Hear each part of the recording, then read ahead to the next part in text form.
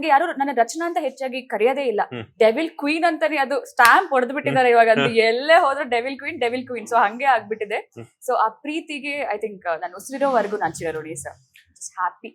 ತುಂಬಾ ಖುಷಿ ಆಗ್ತದೆ ಮಂಗಳೂರವರು, ನಮ್ಮ ಕನ್ನಡದವರು ಕನ್ನಡವನ್ನ ಇಷ್ಟು ಸ್ವಚ್ಛವಾಗಿ ಅಚ್ಚ ಕನ್ನಡವನ್ನ ಪದಪುಂಜಗಳನ್ನ ಬಿಡುವಂತಹ ಬ್ಯೂಟಿ ನಮ್ಮ ಒಂದು ಸ್ಯಾಂಡಲ್ವುಡ್ ಸಿನಿಮಾ ರಂಗದಲ್ಲಿ ಪಾದಾರ್ಪಣೆಯನ್ನ ಮಾಡ್ತಿದ್ದಾರೆ.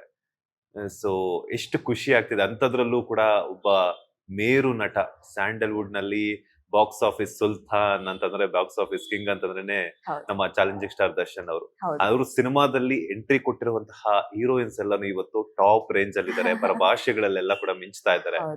ಸೊ ನಿಮ್ಮ ಫೇಟ್ ಕೂಡ ನಮ್ಗೆ ಮುಂದೆ ಕಣ್ಮುಂದೆ ಕಾಣಿಸ್ತಿದೆ. ರಚನಾ ಅವರ ಫ್ಯೂಚರ್ ಹಿಂಗಿರುತ್ತೆ ಅಂತ. ಸೊ ಏನ್ ಹೇಳ್ತೀರಾ ಅಂತ? ಅದೇ ಸೊ ಖುಷಿ ಆಗತ್ತೆ. ಅಂತ ಒಂದು ಸೂಪರ್ ಸ್ಟಾರ್ ಜೊತೆ ನಾನು ಸ್ಕ್ರೀನ್ ಹಂಚ್ಕೋತಾ ಇದ್ದೀನಿ ಅಂದ ತಕ್ಷಣನೇ ನಾನು ಯಾವತ್ತ ಆ ಕನ್ಸು ಕಟ್ಕೊಂಡೋಳಲ್ಲ. ನಾನು ಸಿನಿಮಾಗ್ ಬರ್ಬೇಕಂತಾನೆ ನನ್ಗೆ ಆ ಕನ್ಸು ಇರ್ಲಿಲ್ಲ. ಬಟ್ ಇದು ಅಚಾನಕ್ ಆಗಿದ್ದು.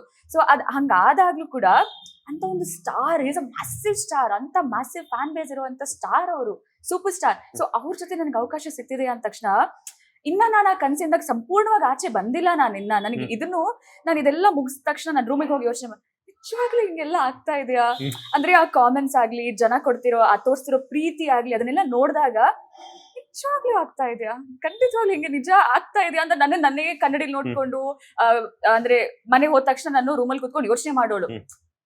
ನನ್ಗೆ ನಂಬಕ್ಕೆ ಆಗ್ತಿಲ್ವಲ್ಲ ಅಂತ. ಸೊ ಅದೇ ಫೀಲ್ ಅಲ್ಲಿ ಇದೀನಿ ನಾನು ಇವಾಗ್ಲೂ. But I am blessed and grateful sir.